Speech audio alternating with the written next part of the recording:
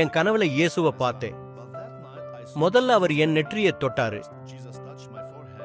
தொட்டு நீ எனக்கு சொந்தமானவன்னு சொன்னார். என்னோட இடது தோள்பட்டைய யாரோ தொட்ட மாதிரி உணர்ந்தேன். அப்புறம் ஒரு குரலும் என் காதல் கேட்டுச்சு. அவர் நான் உன்னை மன்னிக்கிறேன்னு சொன்னார்.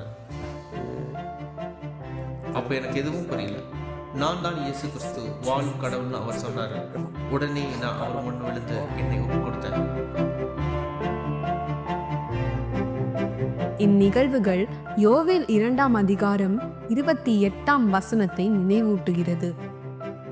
உங்கள் மகன்களும் மகள்களும் தீர்க்க தரிசனம் உரைப்பார்கள், உங்கள் முதியவர்கள் கனவுகளை காண்பார்கள், உங்கள் இளைஞர்கள் தரிசனங்களை காண்பார்கள், என் ஆவியை ஊற்றுவேன் என்று அந்த வசனத்தில் கூறப்பட்டிருக்கும்.